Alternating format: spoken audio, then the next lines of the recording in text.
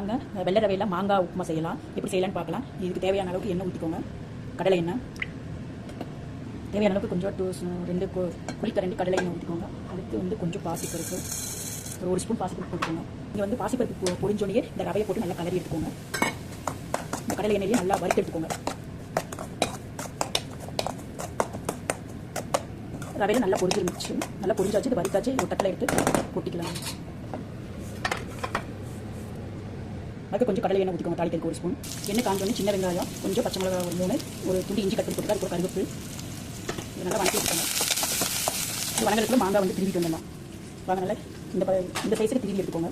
வெங்காயம் வணக்கி வச்சுங்க. நம்ம திருவின ஒரு கை மாங்காய் திருவினதாக அப்படியே போட்டுக்கலாம். மாங்காய் நல்லா வணக்கி விட்டுக்கோங்க. மாங்காய் நல்லா வணங்கிடுச்சுன்னா ஒரு கொத்தமல்லி தழை கொஞ்சம் போட்டுக்கலாம். இது நல்லா வணங்கணும்னு ஆல்ரெடி நான் சுடுதண்ணி வச்சு வச்சுருக்கேன். 2 டம்ளர் ரவைக்கு 4 டம்ளர் சுடுதண்ணி எடுத்து ஊற்றிக்கோங்க. அளந்து ஊற்றிக்கோங்க. 4 டம்ளர் சுடுதண்ணி ஊற்றியாச்சுங்க. இது கொஞ்சம் ஒரு கொதிக்கிட்டு கொதிச்சோடனே நம்ம ரவை எடுத்து போட்டு கலரிக்கலாம். இதுக்கு தேவையான அளவுக்கு உப்பு போட்டுக்கலாம். தேவைக்கேற்ப உப்பு போட்டுக்கோங்க. தண்ணி நல்லா கொதிச்சிருச்சு. நீங்கள் ரவையை போட்டுக்கோங்க. வறுத்த ரவைனால கட்டி விழுகாது. இதை எடுத்துக்கோங்க. இந்த வறுத்து போட்டனால இது கட்டியில் ஒரு நிமிஷம் தட்டு போட்டு சிம்மில் வச்சு விட்டுருங்க. ஒரு நிமிஷம் இருக்கட்டும். அதுக்கப்புறம் நம்ம கொத்தமல்லி போட்டு இறக்கிக்கலாம். 5 நிமிஷம் ஆயிடுச்சுங்கன்னா 1 நிமிஷம் ஆயிடுச்சுங்க. எடுத்து பார்க்கலாம். கொஞ்சம் உப்புமா நல்லா பொண்ணு நல்லா வெந்துருச்சு. இதில் கொத்தமல்லி தலை தூவி கலரிக்கலாம்.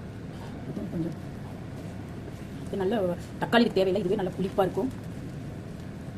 இதுக்கு நல்லா சக்கரை வச்சு சாப்பிட்லாம். இது லெமன் ரைஸ் மாதிரி கூட ஒரு இதாக இருக்கும்.